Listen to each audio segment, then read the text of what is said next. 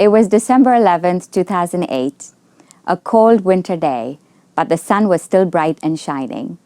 I was in a store, a shoe store, on Broadway in New York City. I had not entered a shoe store in over a year and had forgotten how effective retail therapy can be. I felt like a little girl in a candy shop, overwhelmed with options, struggling to decide between 4 pairs of shoes. So I bought them all. I assured myself that I would be back to return at least 2 pairs. Yeah, right. As I finished my purchase and got ready to depart the store, I tapped my jacket pockets. I typically don't carry a handbag and prefer to stuff my pockets instead. So I took inventory. Phone, check. Keys, check. Credit card, check. I walked out of the store with 4 oversized bags. This was a moment to make a statement, to be the fashionable woman walking down Broadway carrying shopping bags on a right-angle arm hold. 2 bags in each arm.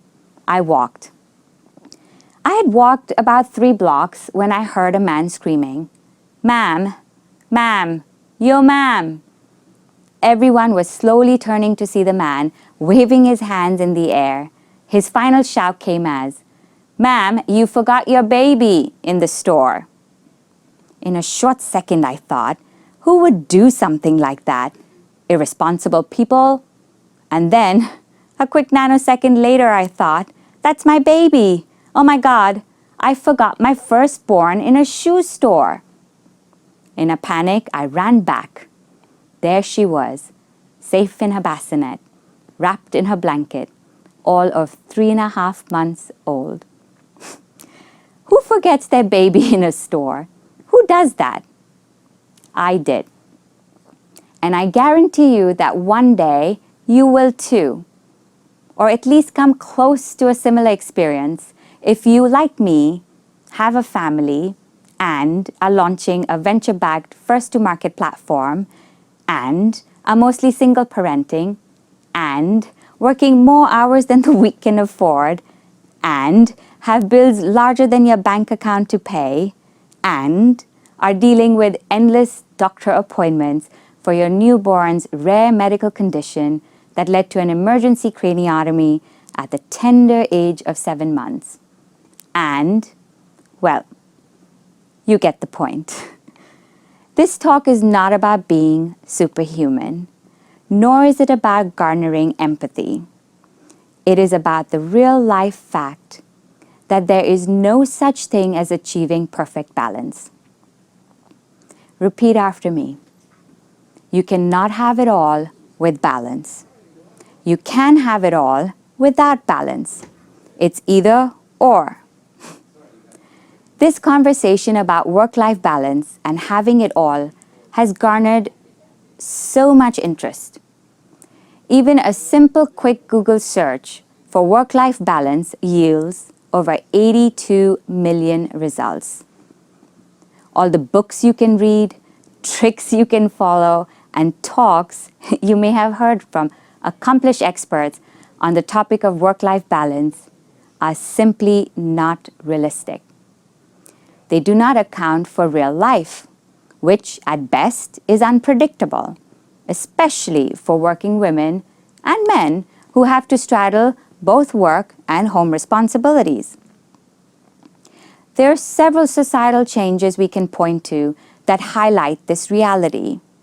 First, very few industries, if any, still abide by a 40-hour work week. Most people are working odd hours, constantly accessible and on call through this device we carry in our pockets. In India, over 55% of managers who work more than 40 hours a week. In the US, that number is 58%. And the higher up you are in your career, that reality increases dramatically. In the US, women comprise nearly of half the labor force, and in more than 60% of households with children, all adults are working. In India, women make up 25% of the workforce. India is the home to the world's second largest population, aged 60 years and above. Yet, less than 15% of elderly population is covered by a pension system, which offers as little as $1.50 a month, putting the entire financial burden of elder care on the adults and working families. A recent Catalyst study in India showed that for more than 80% of both men and women in India, the existing flexibility policies provided by their organization did not meet their work-life needs. Yet, it was flexible. Only 12% of private sector workers have access to paid family leave through their employer, a concept unheard of in India. Maybe some of these policies or norms will change over the next decade. But in the meantime, we need to stop harping on work-life balance in the face of all of this and instead focus on juggling. Let's just be honest.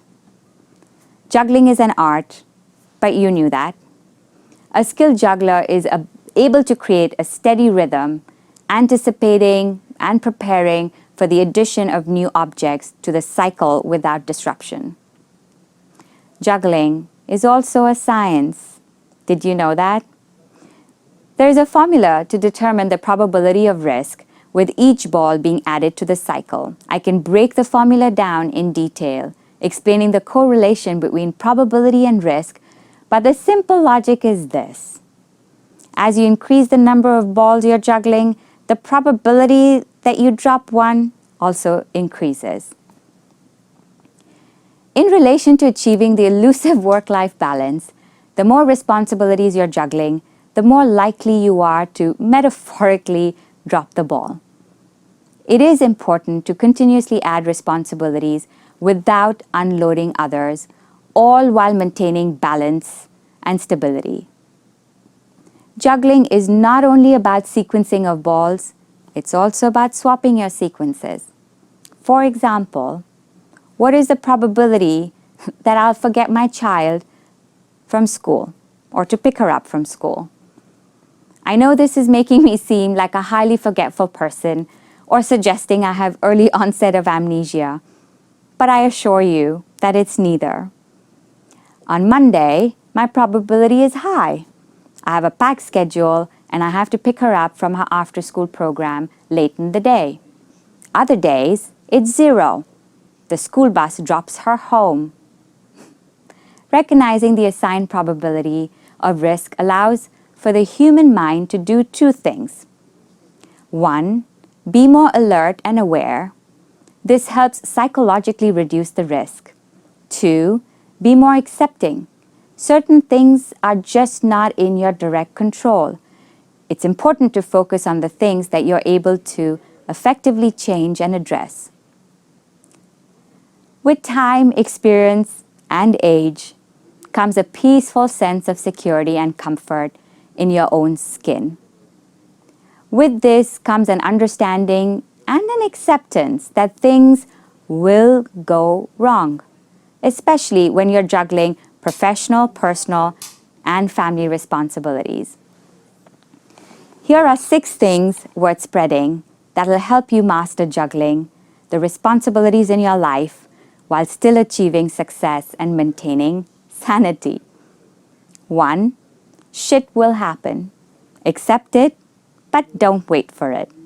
2, honestly acknowledge when you've made a mess and be quick to take ownership and say, sorry. 3, have the humility to ask for help, a lot of it. Take a step back to prioritize and be realistic about what you take on. There are people willing to help if you just ask. 4, be humble. There's no need to blow your own trumpet. Unfortunately, we in today's #selfie world don't recognize that. 5, be transparent and real when communicating with others, whether it's talking, apologizing, accepting, advising, or presenting. 6, most importantly, laugh at yourself and don't forget your smile. There is strength in finding the humor in even the worst circumstances. Embracing humor and laughter reduces stress. So here I am, a working mother who once, just once, forgot her daughter in a shoe store. I learned a lot about the art and science of juggling since then, but I also know that I'll continuously drop balls now and then, and it's okay. This talk is an example of my daily juggle. While I would have loved to be there with all of you today, I currently have several balls in the air that are keeping me from joining you in person.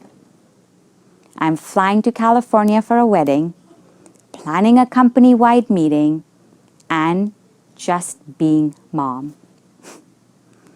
In juggling all of these things, I continually remind myself of the 6 steps.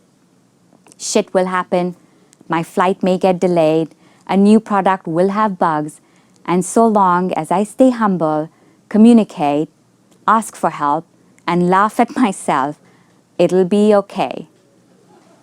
Remember, so long as you don't work every day to strike some sort of a mythical, unachievable balance, it'll all be okay. So I leave you with this.